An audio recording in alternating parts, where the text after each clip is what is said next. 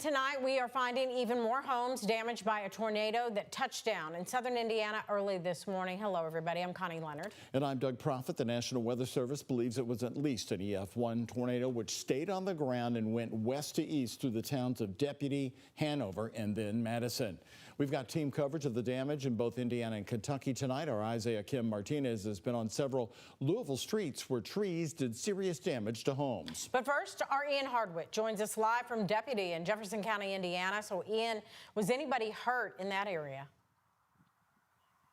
No, Connie. Emergency management officials out here say anybody who had to go to the hospital, only two that we've heard of, went and drove themselves there and only had some minor bruising. So when we see devastation like what's behind me, we've got an RV overturned and a garage completely collapsed on the vehicles inside.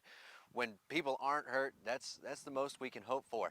Just further on down the road, as we look off to our left, you can see snapped trees and downed power lines. And behind all this, we met a family who actually survived in a bathtub. Here's what they told us today.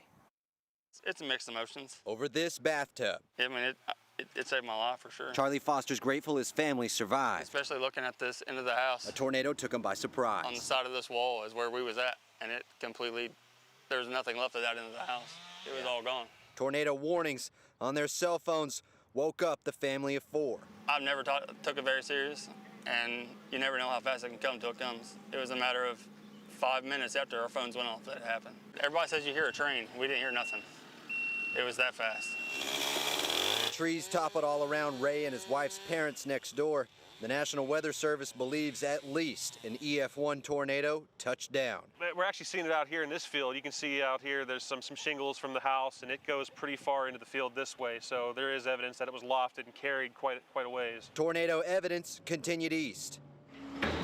Collapsed power lines and trees blocked Highway 256 between Hanover and Madison. Some damage could only be seen with the sunrise. And I looked out my dining room window and I was like, where's my barn? Near Madison, the chairs at the White Barn venue were set to be full for a wedding in 2 weeks. The carriage house just 30 feet away was untouched by the devastation. As the roof came flying off the wedding venue, it came out into the road. The sheriffs had to clean that up, but you can see the neighbor's barn next door actually had a piece go clear through, putting a hole in it. Shelley Dews says the White Barn's beams survived over 100 years and expects they'll live on in the next barn for 100 more. We are true believers that God had his hands in this, and even what we can't see, good's going to come out. Out of the dust. 10 years, it's gone in 30 seconds. Foster says he's got an army of friends and family helping him out. Foster told us that he had people calling him at 5 in the morning, about an hour after that tornado hit him, coming to help. He said 75 people were there this morning, and from Dews, she said other wedding venues in the area have been calling her, letting them know that people can reschedule with them. Reporting live out here in Deputy, Indiana, I'm Ian Hardwick with photojournalist Connie Offit on your side.